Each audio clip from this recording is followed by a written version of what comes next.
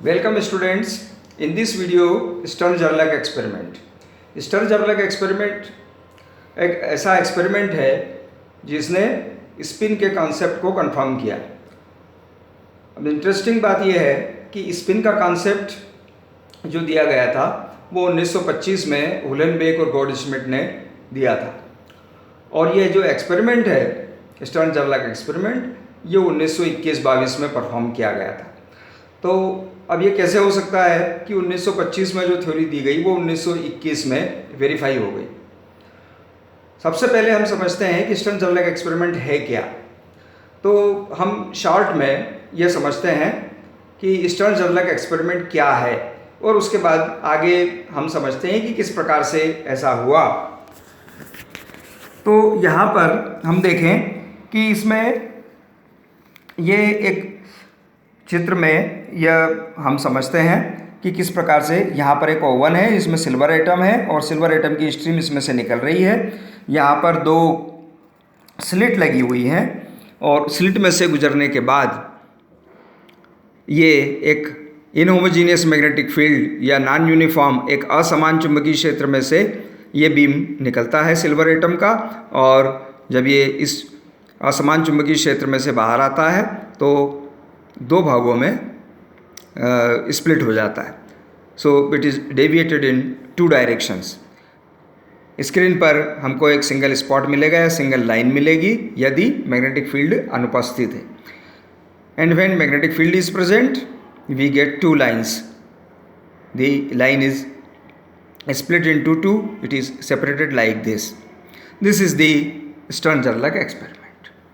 Now the thing is, the story began in 1921 when Stern and Gerlach performed this experiment.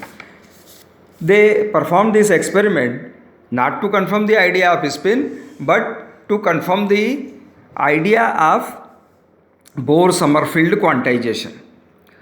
What is Bohr-Sommerfeld quantization? Bohr-Sommerfeld quantization says that if the angular momentum is 0, then there is no splitting, and if the angular momentum is 1, then there is splitting of lines.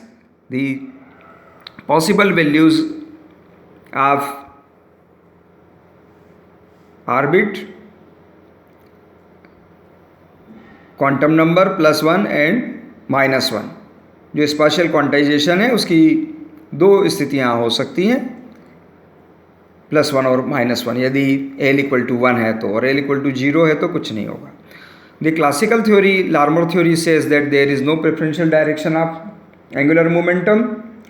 So by classical theory, if silver atom stream is passed through the inhomogeneous magnetic field, there will be no splitting according to classical theory.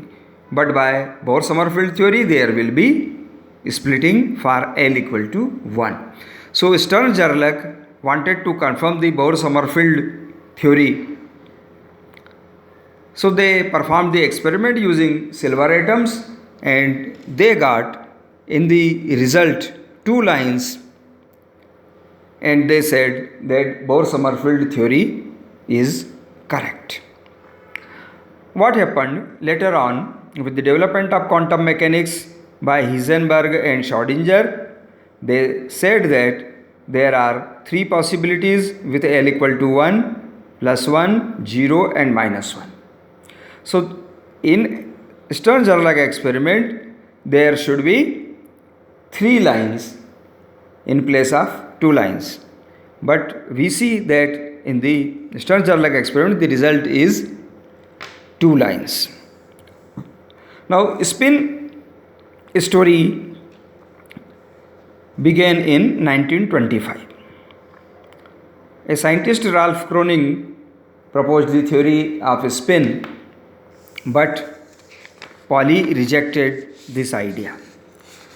So this scientist Ralph Kronig did not publish his theory. After few months, in the same year 1925, scientist Uhlenbeck and Goldschmidt put forth the theory of spin, but not to explain the Stern-Gerlach experiment, but they put forth the theory. उन्होंने ये theory इसलिए रखी कि वो anomalous Zeeman effect को समझाना चाहते थे।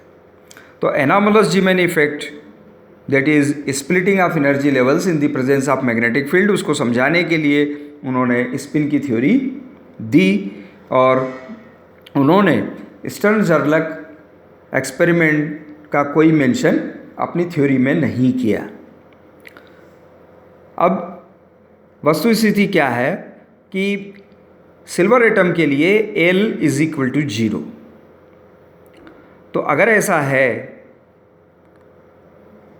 तो बोर समरफील्ड थ्योरी से भी स्टर्न-जर्लक एक्सपेरिमेंट में 2 लाइन नहीं मिलना चाहिए, स्प्लिटिंग नहीं मिलना चाहिए, लेकिन मिला है, हमको मालूम है। 1927 में फिप्स और टेलर नाम के वैज्ञानिकों ने स्टर्न-जर्लक एक्सपेरिमेंट को हाइड्रोजन एटम के साथ में रिपीट किया।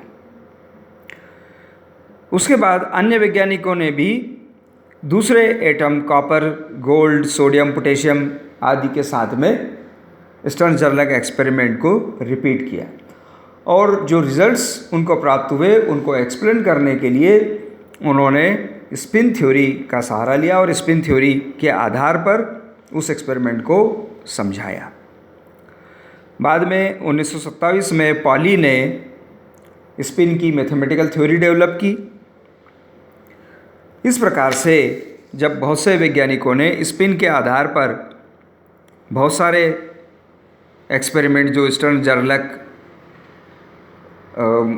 वाले अलग अलग एटम को लेकर वैज्ञानिकों ने किए और स्पिन के आधार पर समझाए, फिर हम ये कहने लगे कि जो स्टर्न-जर्लक एक्सपेरिमेंट है वो स्पिन थ्योरी को कंफर्म करता है।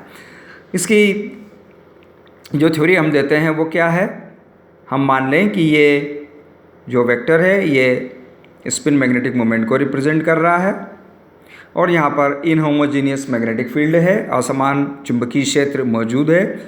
यहाँ पर मान लीजिए फील्ड की वैल्यू B है और इसका जो मैग्नेटिक मोमेंट है उसका पोल स्ट्रेंथ यदि हम मान लें m डैश है तो m डैश B फोर्स यहाँ लगेगा और यहाँ से हम आगे जाएं यहाँ इस सिरे तक तो मैग्नेटिक फील्ड चेंज हो रहा है। अगर ये ग्रेडियंट dB/dy है और हम मान लें कि यहाँ तक आने में मैग्नेटिक फील्ड कम हो रहा है, डिक्रीज़ हो रहा है, तो हम लिखेंगे B minus dB/dy 2L cos theta। 2L cos theta is the distance from here to here, यहाँ तक का। तो ये इस पर जो फोर्स लगेगा वो होगा m dash B minus dB/dy 2L cos theta। So net force will be m dash B minus m dash B minus dB/dy 2L cos theta। Since the force on the two ends of the dipole are unequal, ये जो force लग रहे हैं ये unequal हैं, ये बराबर नहीं हैं, तो इनसे कोई कपल का निर्माण नहीं होगा। ये जो अनइक्वल फोर्स है इससे एक ट्रांसलेटरी फोर्स बनेगा और जो नेट फोर्स है वो इतना होगा, it is m dash 2L cos theta dB/dy और m cos theta dB/dy or mu z dB/dy।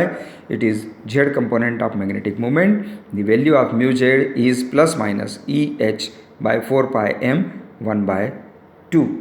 So when we consider positive value, the stream is deflected in one direction, and when we consider negative value, the stream is deflected in another direction. So in this way we say that Stern-Gerlach experiment confirms the idea of spin। ये video आपको कैसा लगा इसके बारे में आप बताएं और जो भी आपके कमेंट्स हों वो ज़रूर दें। Thank you.